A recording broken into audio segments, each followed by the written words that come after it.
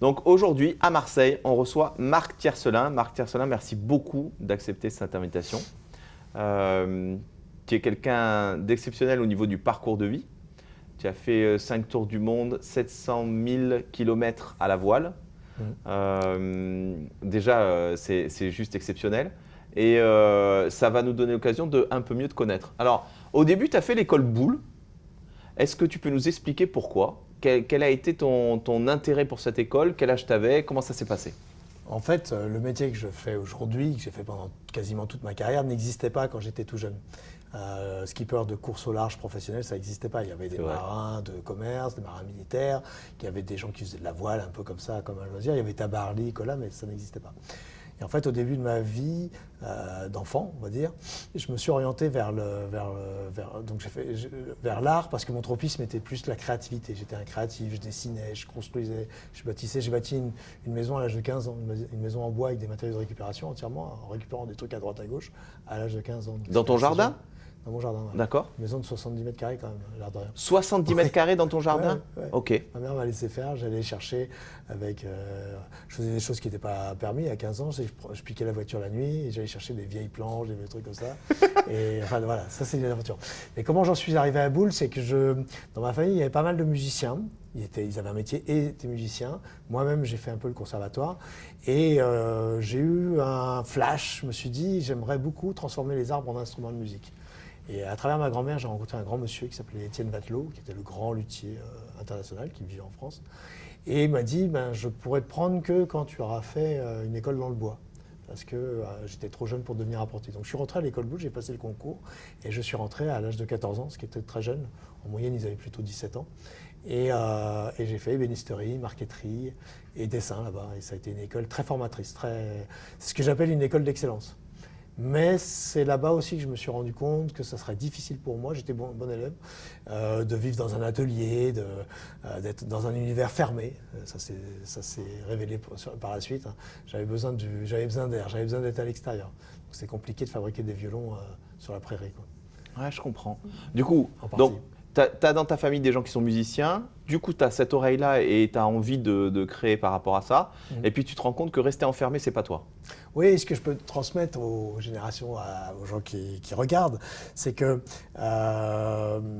c'est ma matrice. J'ai des rêves, j'ai eu des rêves, j'ai des rêves encore, et j'ai à chaque fois essayé que ces rêves se réalisent. Alors ça ne s'est pas toujours réalisé, mais ceux-là se sont réalisés. C'est-à-dire que j'étais créatif, je m'ennuyais à l'école traditionnelle, beaucoup de jeunes peuvent se retrouver là-dedans, et j'avais envie d'aller vers un enseignement plus concret, bâtir, construire. Et je parlais de la maison tout à l'heure, j'ai construit tout et n'importe quoi d'ailleurs, je dirais.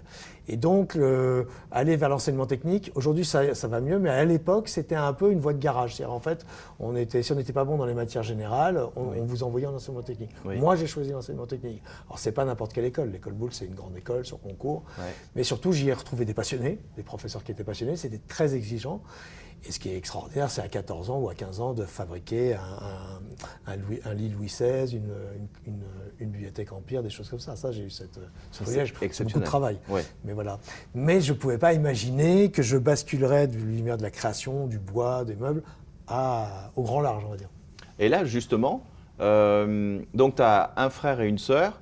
Il y a un frère à qui on dit bon, tu vas faire de la voile, du coup toi on te dit vas-y t'inscrire aussi. En plus c'était pas l'aîné, j'étais l'aîné donc. C'était toi l'aîné. Donc lui qui voulait absolument faire du sport, on était on vivait en Provence à ce moment-là, on était redescendu de Paris pour la Provence, on habitait à Figanières, près de Tréguignan, et donc entre Figanières et les Marines de Gogolin, la baie de Saint-Tropez, il y avait un peu des kilomètres en 4L. Et ma mère me dit comme on y va pour Guillaume, toi tu vas aussi, comme ça on mutualise le déplacement. Quoi. Moi, je n'avais pas du tout demandé à faire de la voile.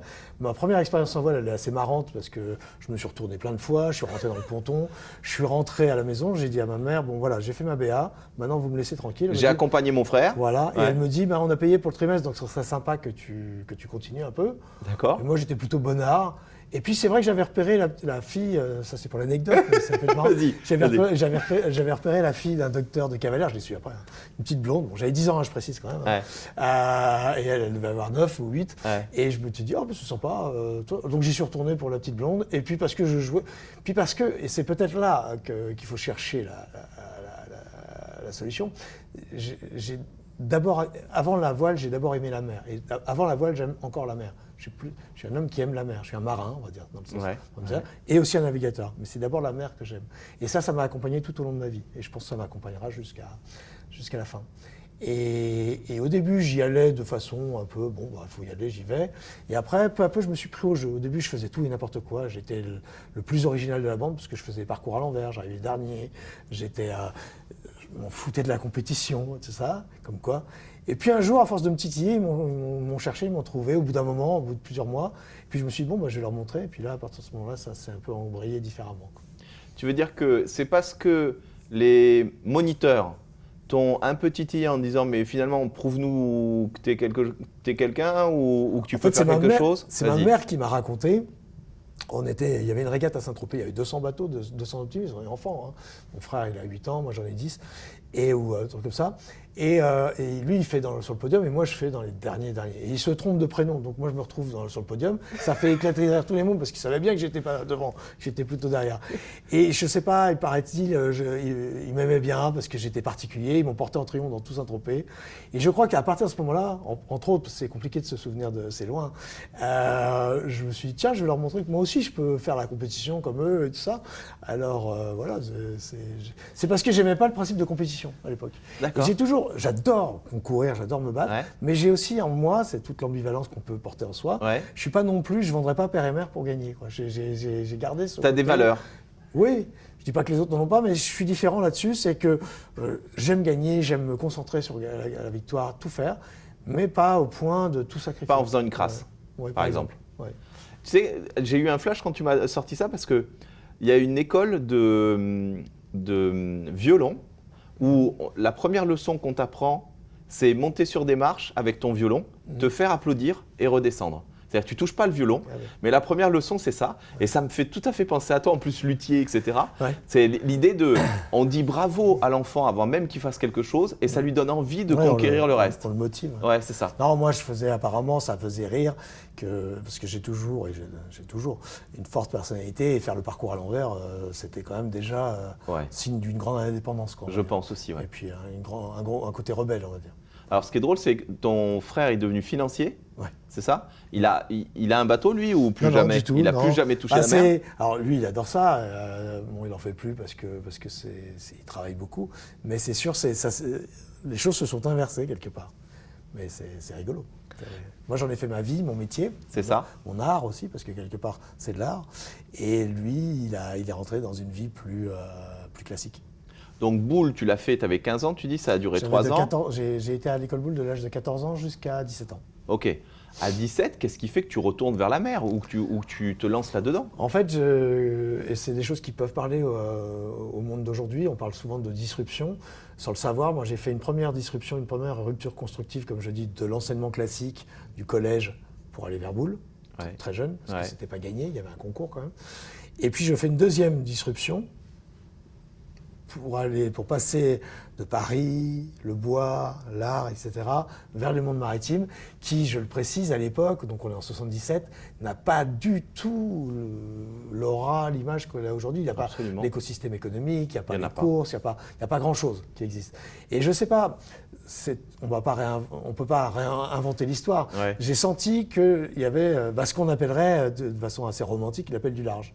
Cet appel enfant, j'étais asthmatique en plus, et ma maman m'a souvent mis devant la mer pour me soigner. Il y en a d'autres, on les envoie en montagne, moi on me mettait devant la mer. Ouais. Peut-être, c'est peut-être là qu'il faut chercher l'amour aussi de la mer, c'est-à-dire la mer m'apaisait, et de tout temps, souvent là, j'ai travaillé un peu sur des sujets pour des chefs d'entreprise, pour voir le sens de leur vie, et moi, le sens de ma vie, il m'a été donné par l'océan. J'ai dit, et je persiste et je le crois, l'océan m'a révélé en fait. L'océan m'a révélé à plus d'un titre, en tant qu'homme, en tant que manager aussi, en tant que compétiteur, en tant que chercheur.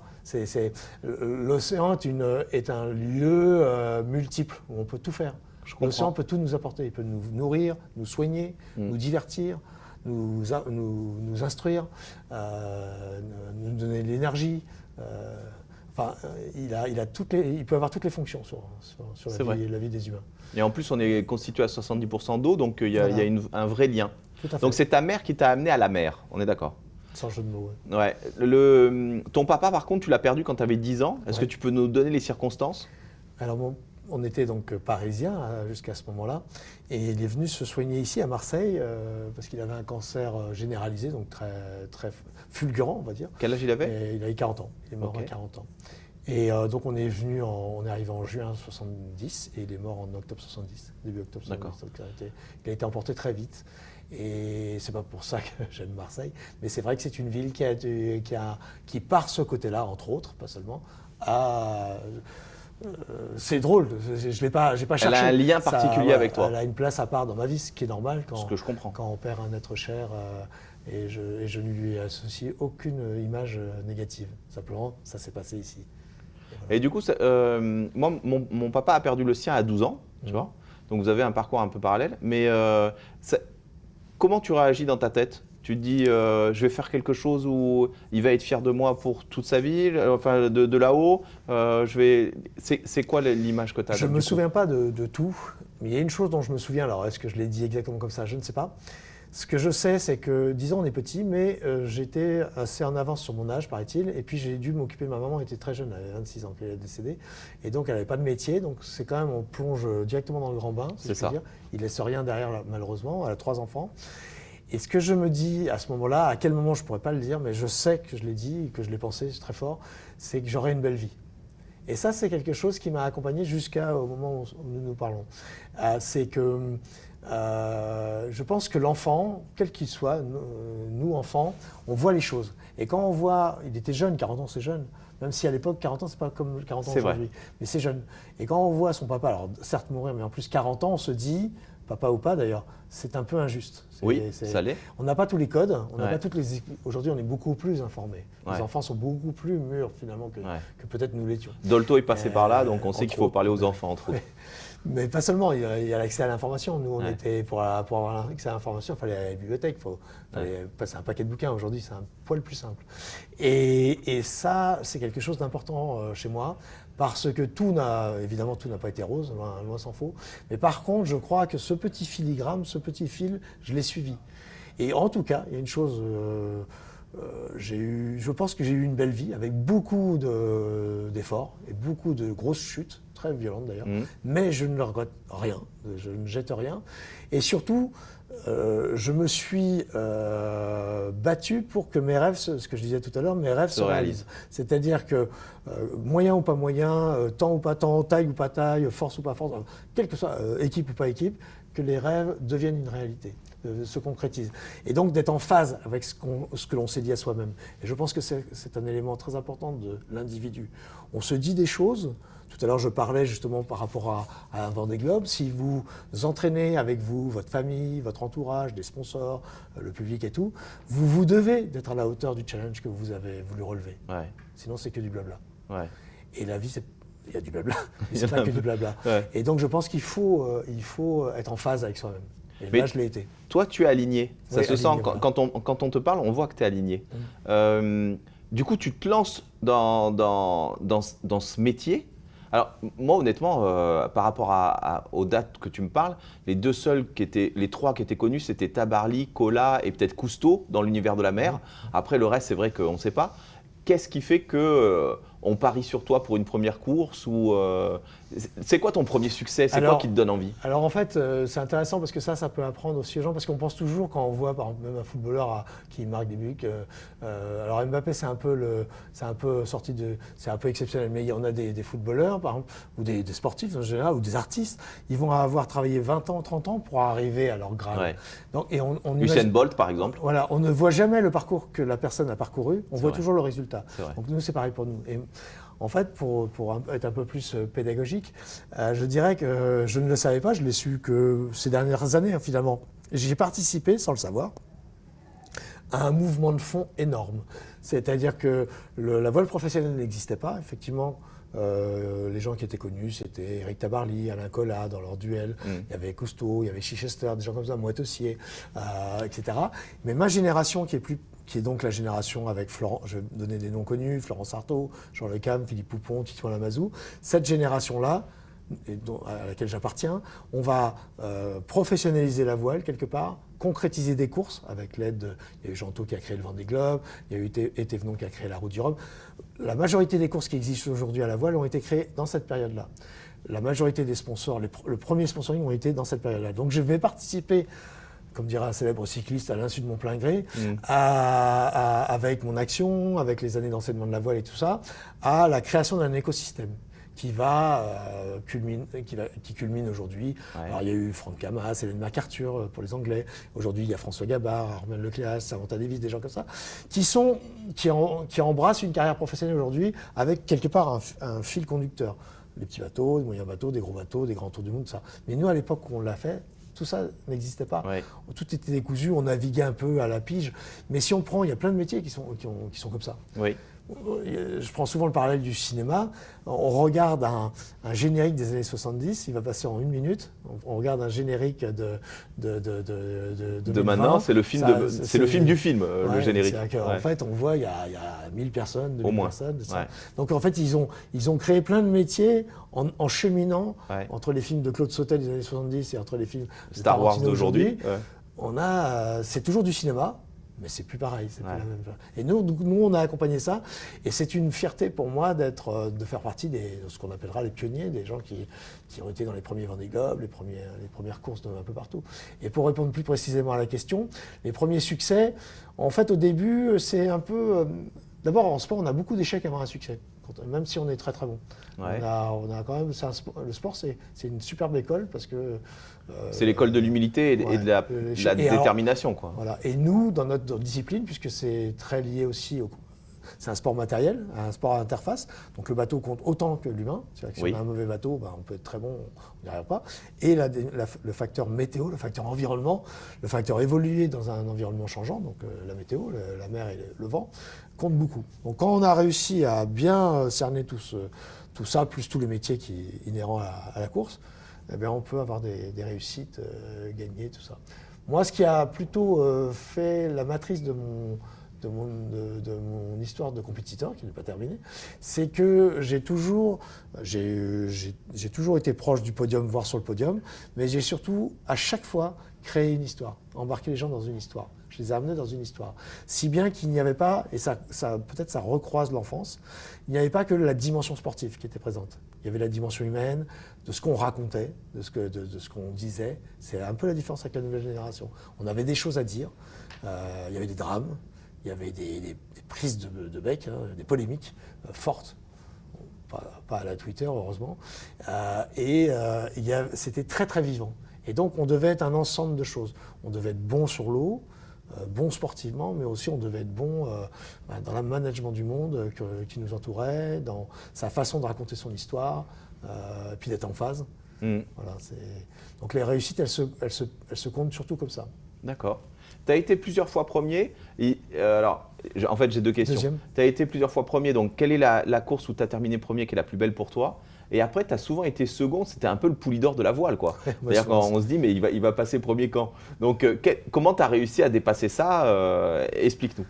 En fait, moi j'ai de l'humilité parce que je le vis bien comme ça. J'aurais préféré, toutes les courses où j'ai fait deuxième, par exemple, ou second, j'aurais bien aimé gagner, ça. C'est sûr que je me suis battu. Et il y en a quelques-unes, ça s'est joué à pas grand-chose. Des fois 23 minutes, je crois. Ouais.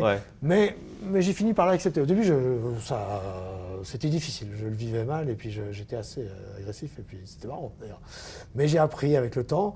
Et finalement, un jour, ici à Marseille, par hasard, dans un hôtel, je donnais une conférence et j'ai croisé Aimé Jacquet.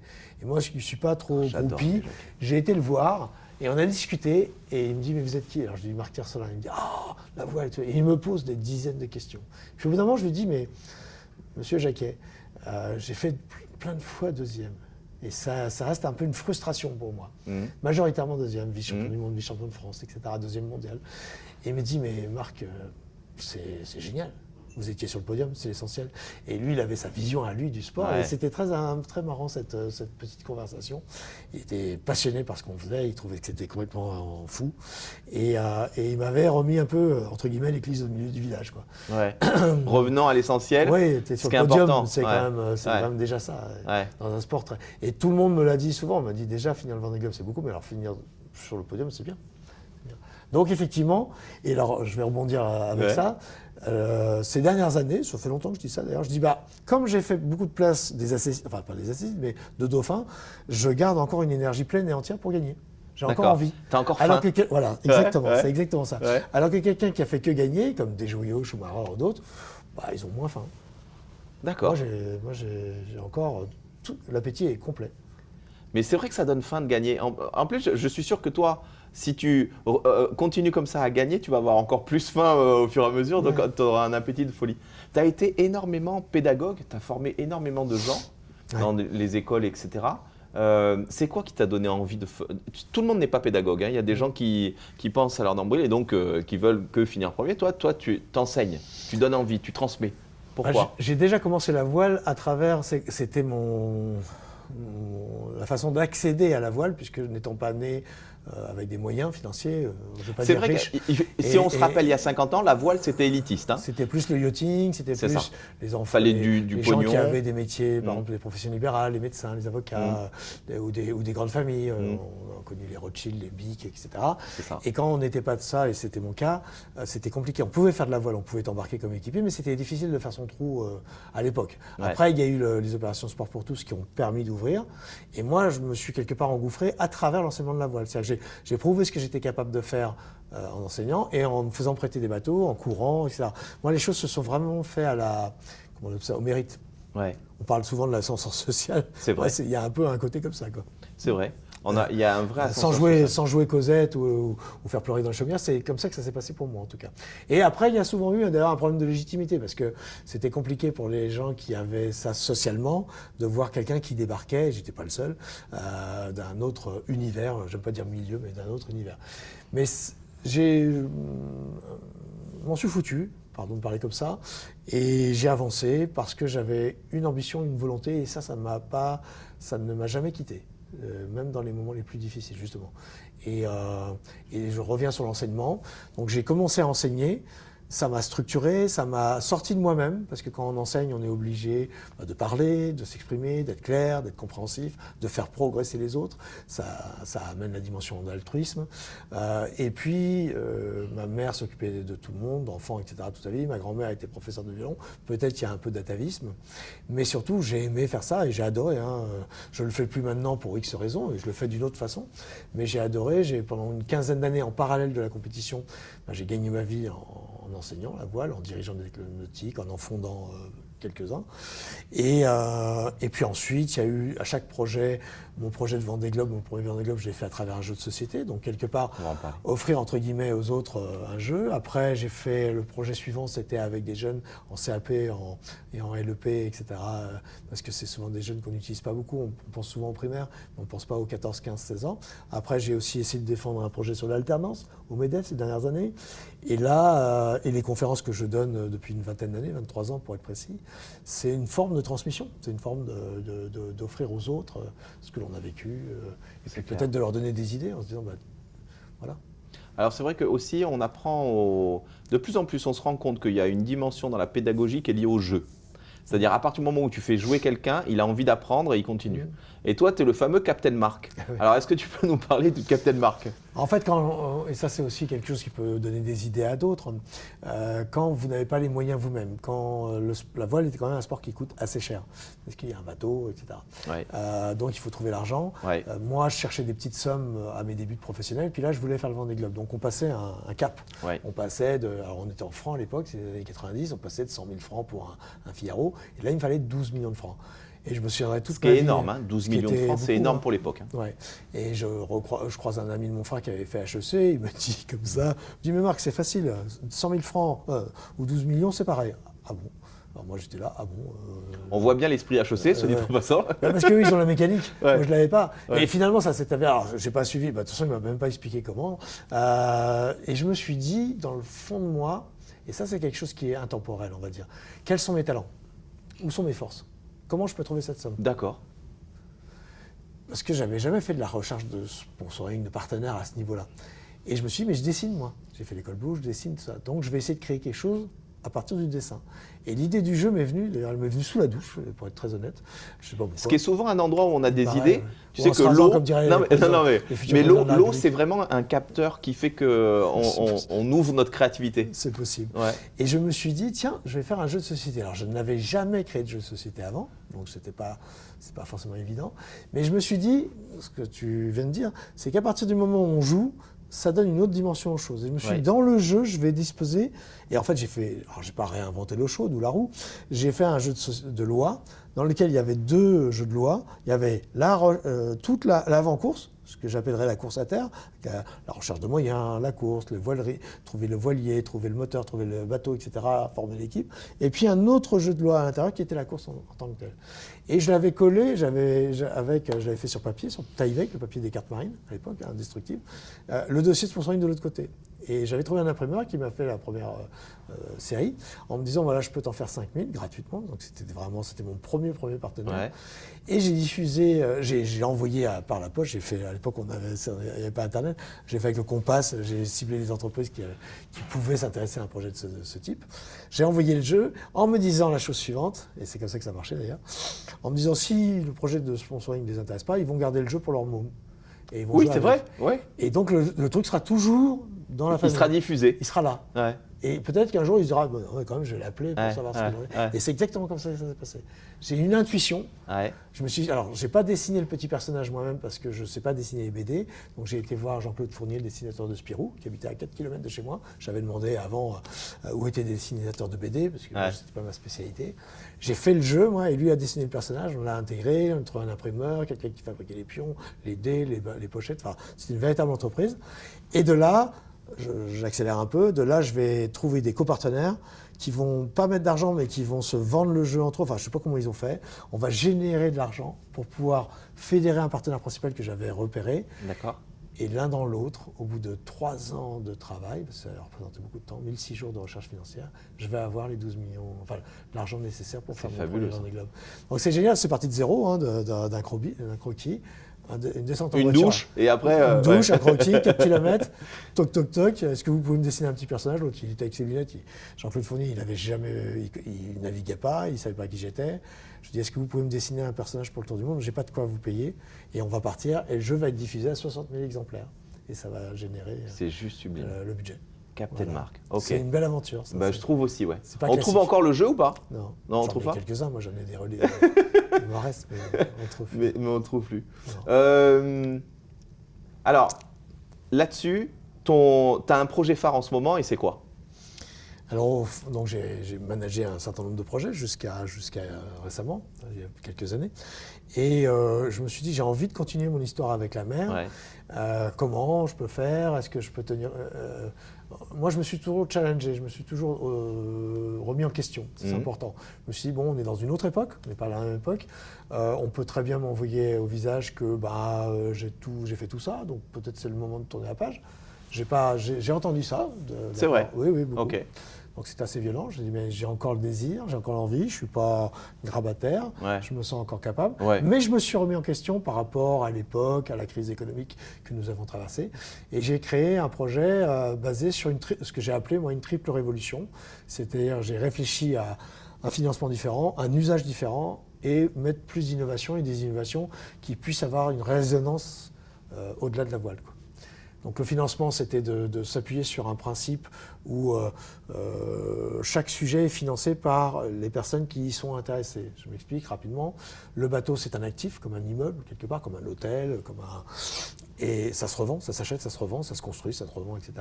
Donc c'était de mettre une dimension investisseur dessus, pas une dimension sponsoring, mais investisseur, banque, etc.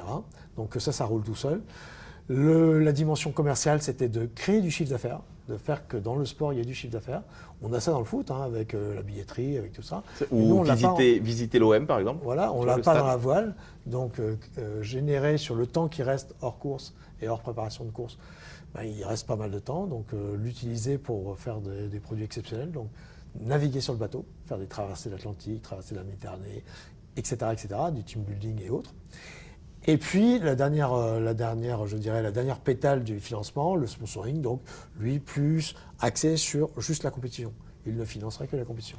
Donc finalement, une répartition, une ventilation des finances qui fait que c'est plus accessible pour tout le monde.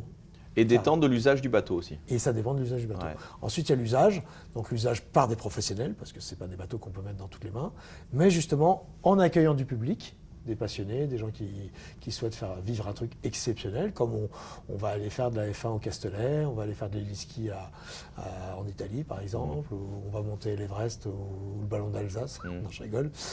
Donc, la route des vins. La route des vins, voilà.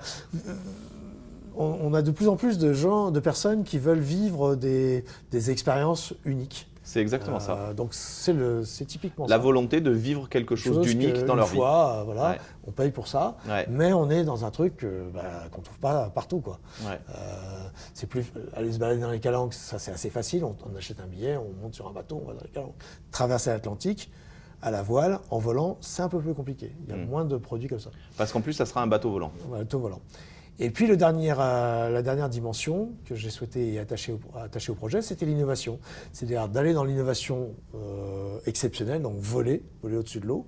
Je ne rentre pas dans les détails là, mais c'est moi j'adore dire ça, c'est de s'affranchir de la traînée, c'est-à-dire de passer d'Archimède à Icare, si on veut être un peu romanesque. Ouais. Ensuite, intégrer plus d'intelligence artificielle à bord du bateau pour pouvoir mieux gérer justement le vol, la dimension exceptionnelle de ces grands géants de bateaux.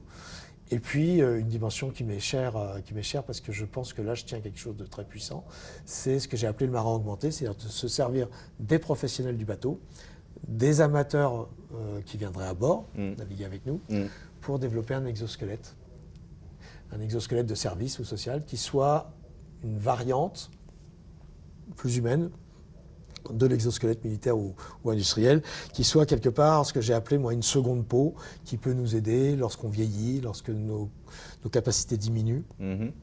Si on a un accident, de compenser le physique. On a un accident de scooter, on a un accident de ski, on a un accident de n'importe quoi, d'escalier, eh bien pour X raisons, on va avoir besoin de béquilles. Mais si je vais même plus simple que ça, quand on voit mal, on va s'acheter une paire de lunettes parce que pour mieux voir. Donc on a tous traversé, on traversera tous un moment de vieillissement, un moment d'accident de la vie, où il y a des gens qui peuvent aussi avoir un handicap. Pas forcément un gros handicap parce que là je ne peux pas pallier, mais un handicap léger, il y en a plein qui vont avoir une jambe qui boite et qui rêveront d'embarquer quand même. Donc l'idée c'est que à travers ce côté expérientiel, on développe un exosquelette qui soit ensuite diffusé le plus largement possible à terre, ce que j'appelle à terre moi en tant que marin, à terre comme on va dans la vie de tous les jours, comme on va louer une paire de béquilles, comme on va louer un fauteuil roulant si on peut plus se mouvoir, et une des idées, bon, c'est mon côté un peu idéaliste, mais que j'assume, c'est la robotique, c'est bien.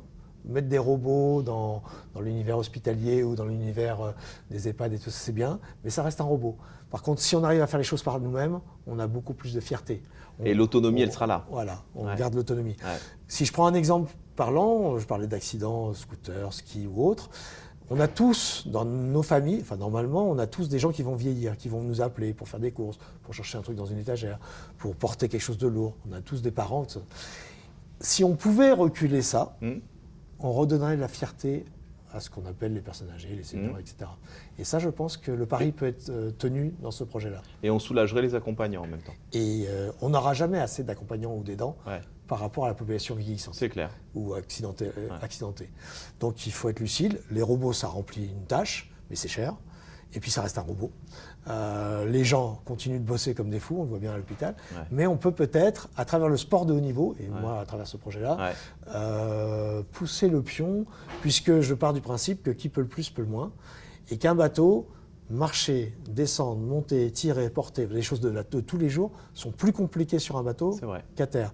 Donc si on arrive à bien le faire en mer pour des professionnels et des amateurs éclairés, je dirais, eh bien on arrivera à le faire bien plus facilement dans la vie de tous les jours. Je crois en ce que tu dis, puisque c'est comme la recherche spatiale. C'est parce qu'on a eu envie d'aller sur la Lune qu'on a trouvé le stylo bic, ou la poêle Tefal, enfin des choses qui ensuite ont été utilisées à Tout à usage fait. commun. Tout à fait. Donc, Il y a quelques années, entre 2002 et 2006, pour être précis, j'ai eu un partenariat avec l'ESA sur le transfert de technologie. Alors, on n'a pas abouti dans tout parce que c'est très administratif, l'ESA, l'Agence spatiale européenne, mais on a fait des transferts sur les batteries lithium-ion. J'étais le premier marin à avoir des batteries lithium-ion sur un bateau en 2004, et j'ai même essuyé un incendie parce que c'était expérimental. Mais en fait, ce qu'on voit dans les voitures aujourd'hui électriques partout, ben, des gens comme moi, j'étais pas le seul en bateau, mais pas le seul dans d'autres supports, à les tester, etc., etc. Mais c'est valable aussi, c'est très étonnant, ils ont testé des parachutes avec des paquets de chips, parce que dans l'espace, le paquet de chips, ça se désintègre pas. D'accord. Mais quand on fait de la F1, il y a eu des tas de transferts de la F1 ou de la voiture de rallye vers la voiture de tout le monde.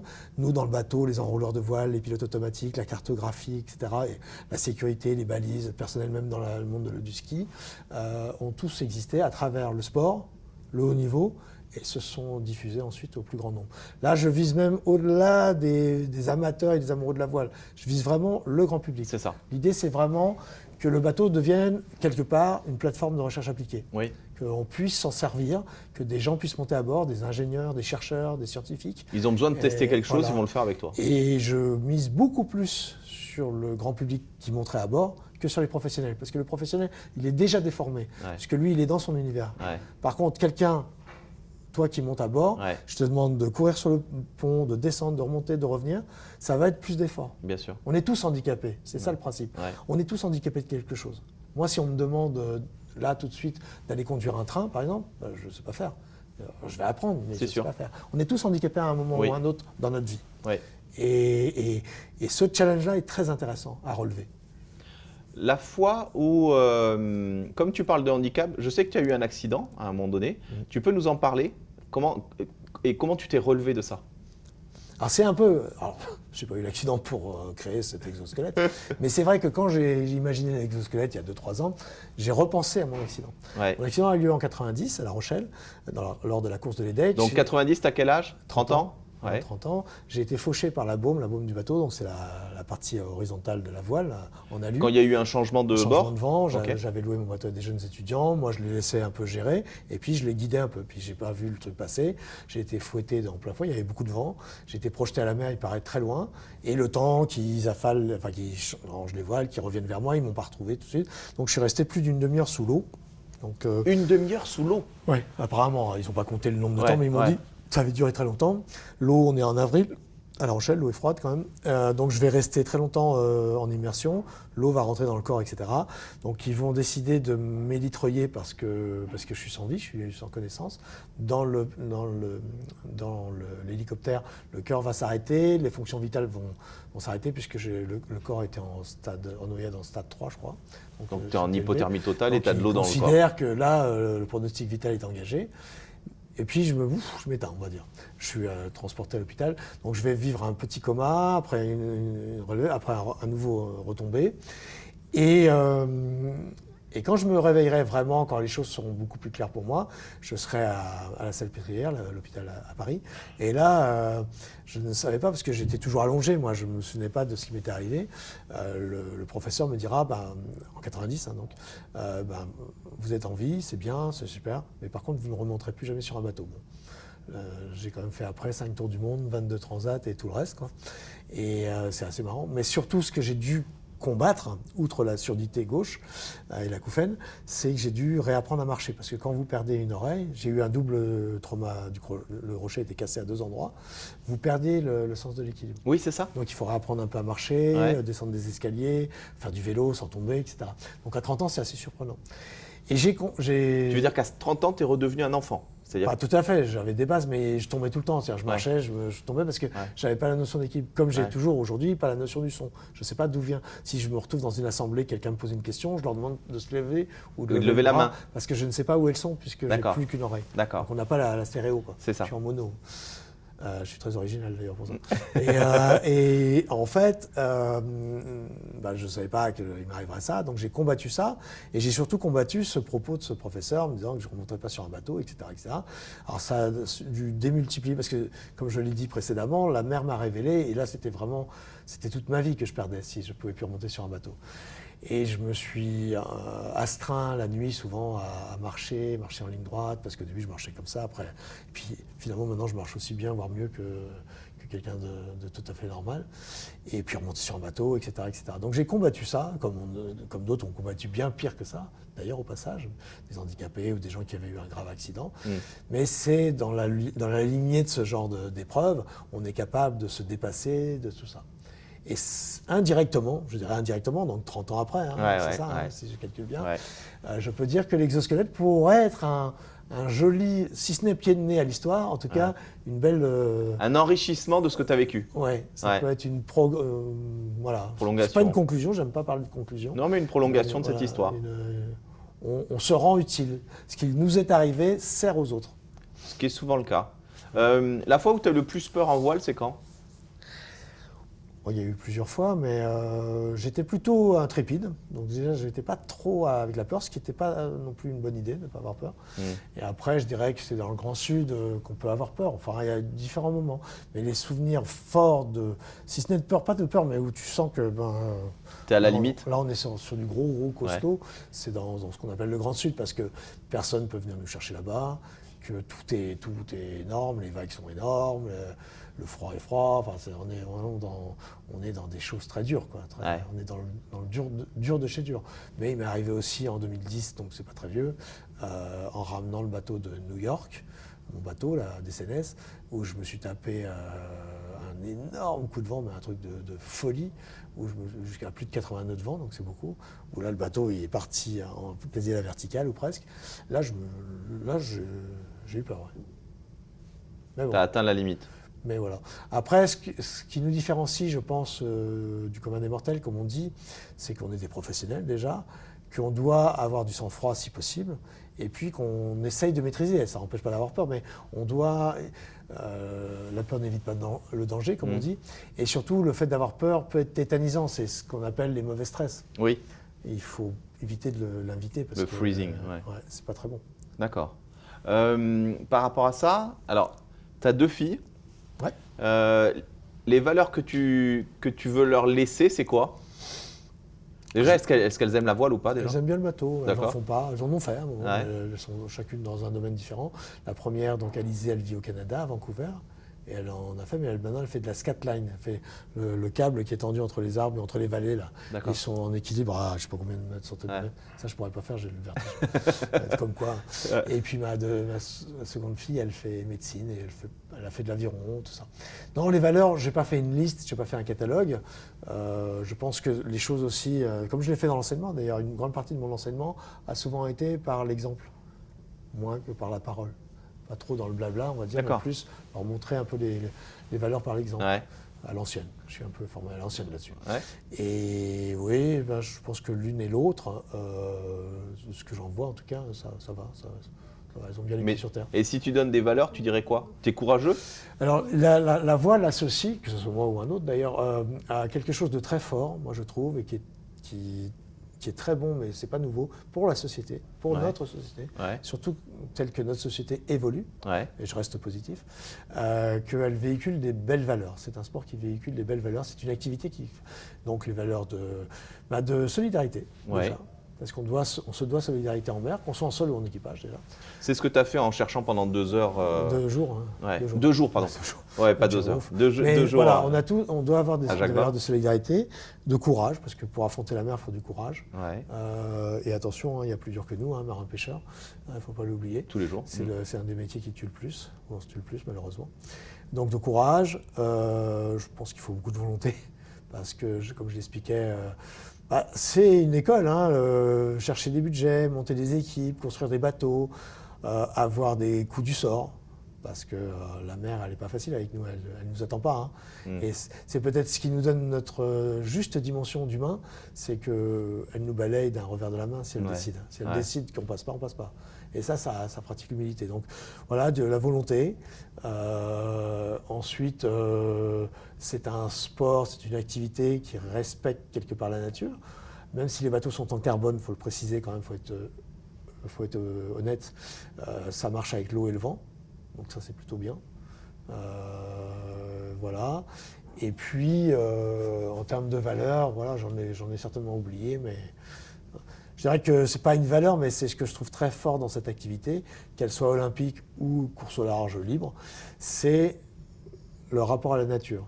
Que l'on ait 7-8 ans ou qu'on ait 70, c'est on va affronter les océans, on va affronter les éléments, la baie de Marseille, l'océan Indien. On ne sait pas ce qui va nous arriver. On a une idée de la météo, parce que quand on est dans la baie de Marseille, on sait à peu près la météo qui va nous tomber dessus. Mais on reste quand même toujours tout petit, tout nu face à l'élément. Alors du coup, j'ai envie d'enchaîner avec, est-ce que quand on est marin, on croit forcément en Dieu? Et toi, tu crois quoi? Alors moi, je suis athée. Je respecte les religions, mais je ne suis pas croyant, on va dire. Ouais. Après, j'observe ça parce que c'est toujours un peu... On ne sait jamais vraiment si on est croyant ou pas, d'ailleurs. C'est vrai? Finalement. Parce que quand tout va mal sur un bateau, de temps en temps, on invoque plein de dieux. C'est un peu comme les gens qui aiment le saucisson et qui n'ont pas de saucisson. Quoi. Ils vont dire « Ah !» Comparer Dieu au saucisson, on ne l'a jamais fait. Non, mais... moi non plus, mais là, c'est voilà. Non, on a forcément un peu de sacré en nous. Ouais. Il y a des gens qui en parleraient mieux que moi, ça. Et c'est souvent les gens. Moi, je suis très ami avec Charles Berling, homme de théâtre, et j'ai dirigé son théâtre longtemps. Et lui m'avait dit non, dans ce que tu fais, dans ce que vous faites, il y a du sacré. C'est-à-dire qu'on va tutoyer. Un peu comme à l'époque des Grecs, on va tutoyer un peu les dieux quelque part, parce qu'on va titiller la mort, la vie, l'ultra-vie. Il y a une dimension en mer, la preuve par Alain Colas, par exemple, il a disparu en mer. Il y a encore des gens qui pensent qu'il est dans une île déserte. Ouais. Il y a un fantasme terrible. Et donc là, il y a un mélange oui. Et les croyances sont là quand même. Certaines croyances, on est superstitieux, souvent. Du coup, tu crois au destin? Oui, je crois au Ouais. destin. Oui, je Ouais. crois au destin. Je suis pas fataliste, Ouais. mais je crois au destin. Ouais. Ouais. Je pense que après, on peut lui donner le tour que l'on veut aussi. C'est ça. C'est ce que j'ai essayé de prouver à travers mon parcours. Il n'est Et pas je- écrit, tu peux Non. quand même Non, l'influencer. je pense qu'on peut influencer son destin. Ouais. Et le déterminisme, enfin,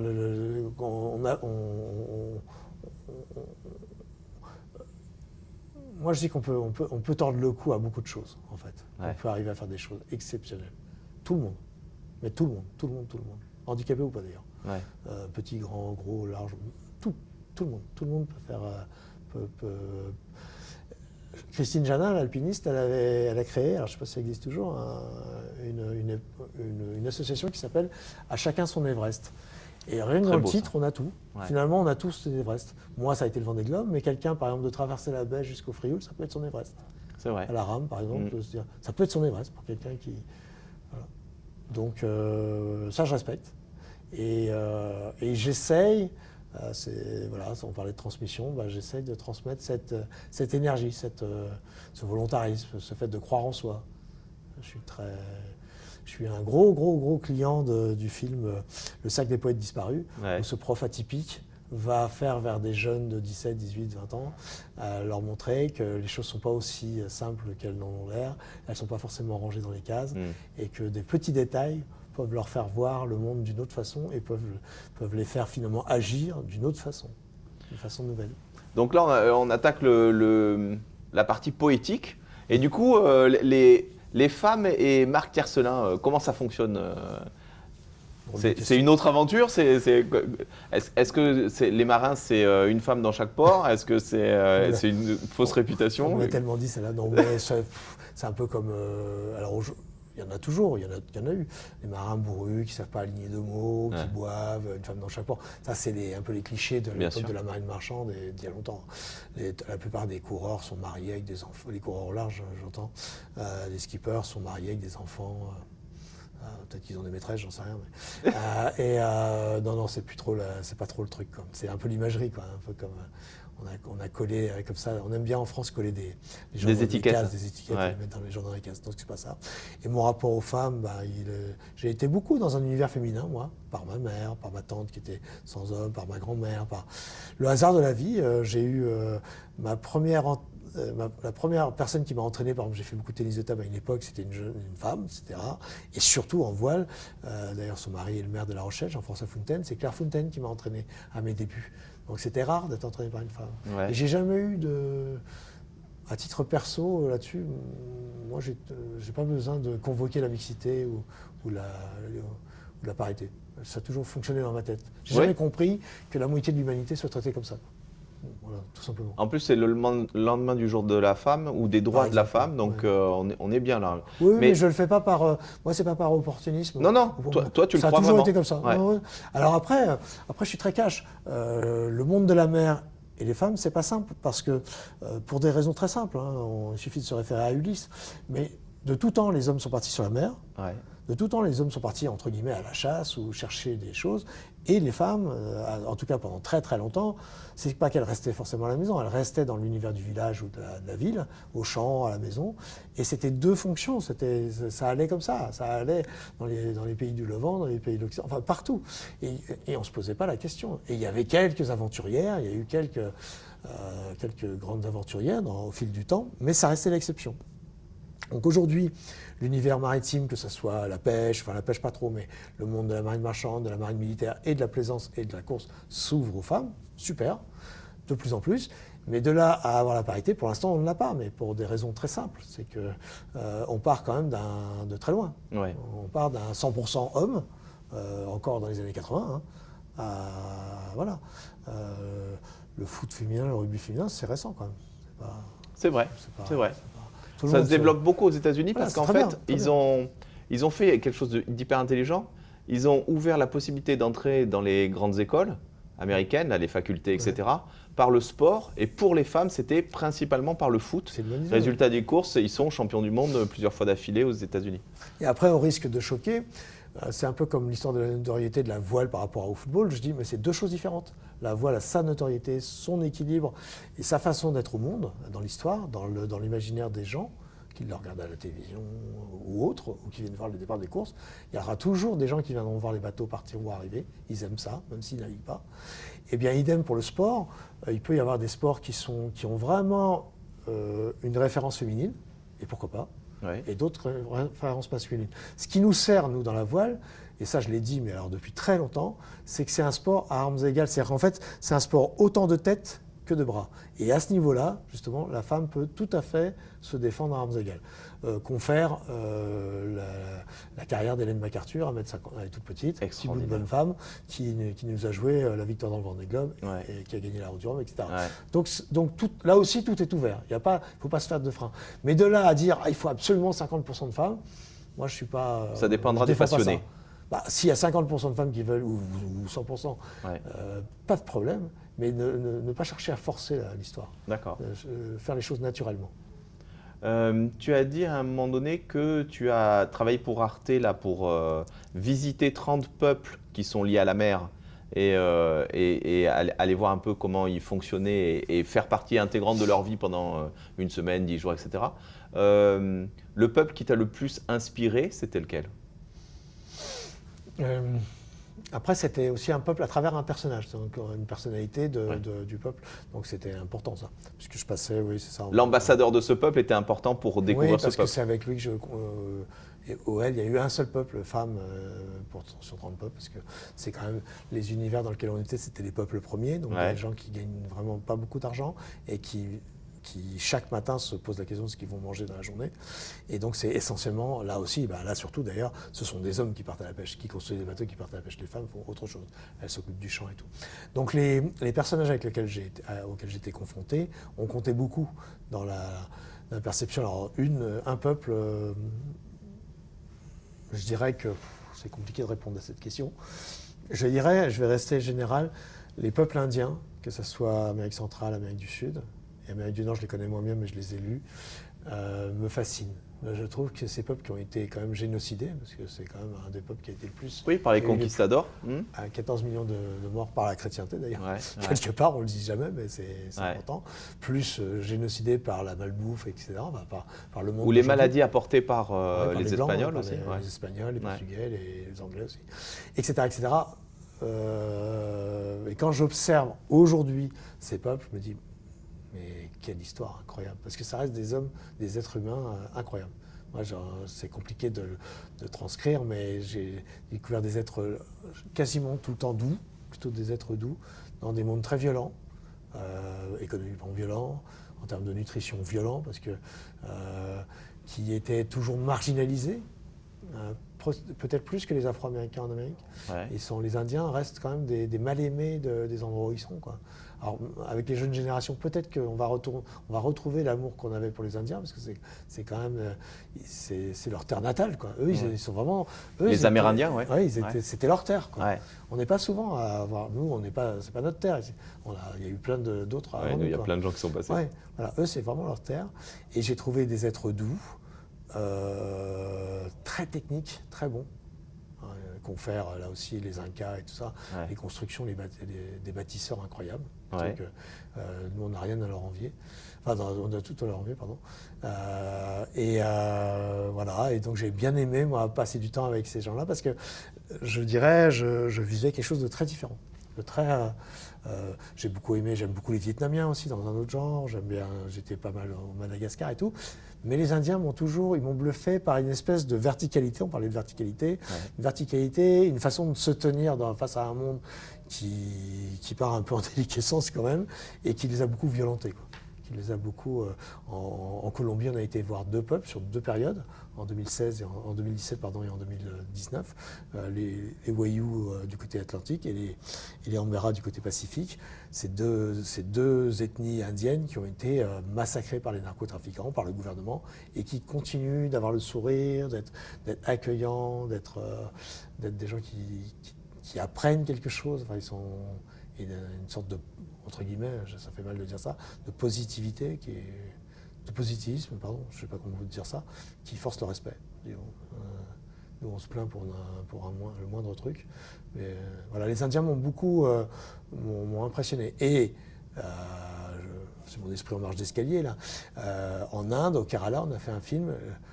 Alors ça n'a rien à voir avec les Indiens d'Amérique ou d'Amérique centrale, mais un Indien, Ginoy, pour le citer, m'avait aussi beaucoup bluffé par lui aussi, dans une autre forme, sa verticalité, son côté avec leur culture. Ils ont leur propre musique, leurs propres vêtements, leur propre nourriture, leurs propres coutumes. Ils ne sont pas du tout occidentalisés, quoi. C'est rare aujourd'hui. C'est vrai. Avoir des gens qui n'ont pas été avalés par l'Occident. Si tu avais une personnalité que tu aimerais rencontrer, si tu avais le choix, vivant ou mort, ce que tu veux, et puis on t'organise cette rencontre-là, c'est qui te ferait plaisir de rencontrer? Alors moi, l'ensemble de ma vie, je ne l'ai pas mené avec, et je comprends celles et ceux qui le font, avec ce que j'ai appelé, entre guillemets, l'idolâtrie ou le fanatisme. Être fan de, oui, tu n'es pas ou être fan. idole, j'ai pas d'idole. Ouais. Par contre, il y a des gens qui m'ont marqué, oui. Alors, j'aurais tendance à citer des gens comme Mandela, j'ai failli le rencontrer en plus. Mandela, Gandhi, des gens comme ça, parce que c'est vraiment des personnes qui, par leur posture, par leur façon d'être au monde, ont influencé beaucoup de gens. Oui. Mais on a aussi, dans un autre domaine, quelqu'un comme Steve Jobs, qui, même si ce n'est pas lui qui a fabriqué l'iPhone, par exemple, a modifié profondément, pas forcément en bien, mais il a modifié profondément notre civilisation. Aujourd'hui, on a 6,5 milliards pour 7 milliards d'habitants de smartphones. Donc, d'avoir une petite bibliothèque dans sa main, un petit téléviseur dans sa main, la façon de connecter, la température. Enfin, on a des milliers de choses dans une petite main. Alors, moi, je regarde aussi le côté bluffant de l'histoire. C'est vrai. Mais sinon, il y a aussi, alors c'est vrai que c'est une réponse un peu mosaïque, mais il y a aussi des gens comme Théodore Monod, en tant qu'ethnologue. L'homme s'est dénaturé, il est sorti de la nature. Ça c'est quelqu'un que j'aurais bien aimé rencontrer. Moi, j'aime bien rencontrer les gens qui ont fait, pas forcément les gens qui ont fait que parler. Aujourd'hui, on a beaucoup de gens qui font que parler. Tu aimes les bâtisseurs? J'aime les gens qui, oui. Ouais. Les gens vrais. Les gens vrais. Les gens vrais. Ça me ramène à ma condition de marin. Tabarly le disait très justement, on s'en sert souvent sur les réseaux, on se gargarise beaucoup de ça. Un marin, seul ou pas seul d'ailleurs en équipage, ne peut pas raconter des cracks. Parce que s'il n'est pas à la hauteur, ça se voit tout de suite. Mais ça se voit vraiment tout de suite. Alors que dans d'autres actions de la vie, on peut dire oui, je sais, sans forcément être confronté à sa propre personnalité. Et ça, j'aime bien. Et dans la vie de tous les jours, dans plein de domaines, j'aime bien quand les gens sont raccords avec... si ce n'est leurs propos, on peut se tromper. Moi, j'ai aussi des engagements où je me suis trompé, fourvoyé même, mais où on rectifie le tir, on accepte, on se dit bah là, moi, je me suis trompé, ou là, j'ai eu raison, mais bon, je me suis retenu, etc. Où on est un humain lucide, concret, pas dans le jugement. C'est important. Et ces hommes que je viens de citer étaient ou sont comme ça. Et ça, c'est important. Et après, il y a des gens qui me font voyager, j'adore ça. Et je le suis depuis longtemps, lui. Moi, je suivais 3 bonhommes depuis les années 90, début des années 90. Jobs, bon, il est mort. Ghosn, ça peut paraître bizarre, Carlos Ghosn, j'avais repéré que ce type-là, il ferait quelque chose, véridique, en 95, quand il était encore Michelin. Jean-Marie Messier, alors c'est pas des gens très sexy parce qu'ils ont été très polémiqués, Ouais. mais Messier avait compris avant tout le monde l'histoire des contenus. Ouais. Quand il a acheté Universal, il avait vu, mais avant tout le monde, bon, il avait un égo Ça est global. surdimensionné. Ouais. Mais quelqu'un comme Bernard Tapie, j'adore depuis Ouais. le début, je me suis mis tout le monde à dos avec ça. Ouais. Mais je trouve qu'il est génial, il est capable de vendre n'importe quoi, il est capable de faire du théâtre, il est capable de faire pleurer ou rire, ça. Et ça, c'est des gens formidablement vivants. Et je terminerai ma galerie, on va dire, de portraits avec Elon Musk, que je ne connaissais pas tôt, j'ai connu il y a 7-8 ans, on va dire. Et je me suis dit, alors lui, le pépère, il est pas mal. Parce que dire, on va aller sur Mars, tout de suite, il a mis tout le monde d'accord. Parce que là, pour le contrer, il faut quand même y avoir... Ouais. Dire, on va retourner... Il aurait très bien pu dire, on retourne sur la Lune. Ouais. Je vais sur la Lune. Ouais. Là, il était ambitieux, Ouais. mais pas trop. Ouais. Là, d'aller sur Mars, il faut quand même... Et je me suis dit, que ça soit faisable ou pas, moi j'aime bien.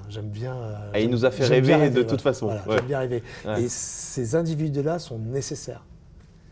Ceux Que qui ça te soit font rationnel, rêver. que ça soit rationnel ou pas. Ouais. On est dans une... Ça serait trop long d'expliquer là maintenant, mais on est dans un monde où il y a rapidement, où on a un reflux, c'est-à-dire une tendance protectionniste pour certaines parties de la population, Ouais. qui va vouloir revenir sur ses fondamentaux parce qu'elle a peur de l'avenir. Ouais. C'est tout à fait légitime, ça s'écoute, ça s'entend. On a de l'autre côté du prisme des gens transhumanistes et tout, moi j'y crois pas, enfin j'aime pas trop, mais qui se projettent, Elon Musk se projette sur un autre monde, Ouais. qui sont carrément, eux, ils sont de l'autre côté du prisme, et au milieu de tout ça, nous on est tous là, en train je dirais, de balancer dans quelqu'un qui l'expliquerait très bien, qui va être l'invité, je pense, là, c'est Idriss Aberkan, je pense Ouais. qu'il a une idée de ça, mais moi je défends celle que j'ai aussi, c'est de se dire, on est vraiment dans une période qui va durer plusieurs années, qui a commencé il y a longtemps, où on se cherche entre ce que l'on connaît, ce que l'on maîtrise, Ouais. et ce que l'on ne maîtrise pas, comment va être fait l'avenir. Et c'est génial parce que tu décris les gens qui te passionnent, hein, comme t'aimes les bâtisseurs, les mecs qui sont les pieds sur terre, t'aimes les créatifs, mais même les imaginatifs, Ouais, ceux les qui fous. donnent une vision, les visionnaires. Ouais. Et en même temps, toi, tu vis sur du fluide. C'est-à-dire que toi c'est sur Ouais. la mer que tu as fait ta vie. Bah, moi, j'ai pas d'idée arrêtée. Arrêtée. Et j'essaye, après c'est très facile de dire ça, mais je crois que globalement dans ma vie, j'ai pas été beaucoup dans le jugement. J'ai fait plutôt, puis après je me suis cassé la figure, j'ai réussi, j'ai entendu tout, j'ai tout subi, ou presque, c'est pas fini, hein. La vie n'est pas finie. Et j'ai essayé et j'adore cette notion, je trouve, de contraste dans la vie. Quand je racontais tout à l'heure entre une migration avec les Vèzes au large de Madagascar et 24 heures après, on est chez des banquiers centraux à Paris, dans le 8e arrondissement, je trouve extraordinaire de pouvoir vivre dans une même vie, d'accord. une migration assis sur un sac de riz pendant 11 jours Ouais. et de se retrouver pendant 2 heures sur une table avec des gens en costume cravate et des chaussures, on pourrait se voir dedans. Ouais. Et j'adore ça. Je trouve que c'est, même si je n'obtiens rien in fine, Ouais. je me dis, oh bah merde, quand même, J'ai vécu ça. Ça a de la gueule quand J'ai même. encore vécu ça. Ouais, t'es un homme de paradoxe, j'adore ça. C'est Contraste. les vraies personnes. Si on peut te souhaiter quelque chose, qu'est-ce qu'on pourrait te souhaiter? Ben, que je réussisse parce qu'à travers ma réussite, et là, je n'avais pas préparé ce que j'allais dire, à travers ma réussite, j'emmène tout le monde. Et j'emmène beaucoup de monde, en fait. Souvent, les gens, dans un individu un peu leader, et j'ai globalement été leader dans toute ma Oui. vie, il va y avoir des gens qui vont aimer, et puis des gens qui sont violemment contre, ou qui vont adorer lutter contre le leader. Parce qu'ils vont se dire, ouais, mais il concentre tous les pouvoirs, il concentre l'argent, il a l'argent, le pouvoir, les femmes, que sais-je, etc. Bon, ils ont une vision totalement parcellaire de l'histoire. Mais en fait, à travers un projet qu'on porte, quel qu'il soit, moi j'ai mon projet, mais il y en a d'autres, on emmène beaucoup de monde. On emmène beaucoup de monde, ça dépasse très très très vite, en tout cas en ce qui me concerne, ça a toujours dépassé largement ma petite personne. C'est-à-dire qu'on est très vite à 10, à 100, à 200, à 1000, à 1500. Un bateau géant comme ceux que je cherche à avoir, c'est 1500 personnes qui travaillent pour la construction. D'accord. L'air de rien, un petit bonhomme d'1m73 peut, indirectement, avec l'aide d'autres, faire que, entre autres, 1500 personnes vont travailler pendant 20 mois. Donc c'est une façon, si on réussit, alors d'autres peuvent réussir aussi, on fait fonctionner la roue, c'est vertueux en fait. Ouais. J'aime bien ce mot vertueux, Ouais. engager le cercle vertueux des choses. Voilà. Et arrêter de se fixer sur « Ah oui, mais ça coûte de l'argent. Ah oui, mais c'est en carbone, donc le carbone, c'est du pétrole. » Oui, voilà. Oui, les choses coûtent de l'argent. Je suis désolé, les choses coûtent de l'argent. Ouais. C'est Ford qui disait le rêve est une réalité différée pour les bâtisseurs. Et donc là, tu es exactement dans cette droite Je ne ligne. connaissais pas cette phrase, mais voilà. Ouais. C'est ma grande fierté. Ce n'est pas les 5 tours du monde que j'ai fait, c'est les personnes, vraiment, c'est les personnes que j'ai pu emmener à mes côtés, et j'espère que ce n'est pas fini, pour qu'ils se réalisent. Et si je fais un parallèle, on aime la musique, on aime le cinéma, on voit toujours un acteur ou un chanteur. On va prendre Johnny Hallyday parce qu'il est assez emblématique. Johnny, s'il n'avait pas eu les musiciens, les éclairagistes, la billetterie, l'assurance, etc., le Stade de France ou autre, ou le Parc des Princes, oui, il avait du talent, mais son talent serait resté, je pense, à l'État. Et donc, indirectement, Johnny Hallyday, il faisait vivre, je ne sais pas, je n'ai jamais compté, je n'ai jamais su le chiffre, mais ça devait être pas mal. Paquet le monde, lui. Voilà. Ouais. Et puis, pas seulement économiquement, il y a aussi tous les gens qui ont fait rêver. Ouais. Un porteur de projet, potentiellement, ça dépend de quel type de projet, fait rêver beaucoup de gens. Et ça, on en a besoin. Il faut arrêter d'être constamment dans une vie alimentaire. Quand les gens me disent « Oui, mais c'est de la voile, c'est pas nécessaire », je dis « Oui, non, mais il y a plein de choses qui ne sont pas nécessaires. Il y a la pyramide de Maslow, oui, d'accord, se loger, manger, se sécuriser, ok, mais quand on a fini ça, qu'est-ce qu'on fait ? Et donc il y a plein de choses qui ne sont pas nécessaires. Le foot, il n'est pas nécessaire. C'est juste. Et donc, ce qu'on peut me souhaiter, c'est ça. C'est que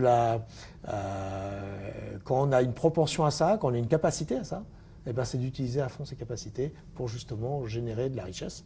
Ça crée de la richesse, tout simplement. Bah écoute, franchement, je te le souhaite. Merci. Parce que tu fais partie de mes inspirants et véritablement, non seulement tu parles avec le cœur, mais aussi avec le fond. C'est-à-dire qu'il y a à la fois la forme et le fond. Et je te souhaite de réaliser ce rêve, vraiment. Merci. Merci à toi. Merci. À bientôt.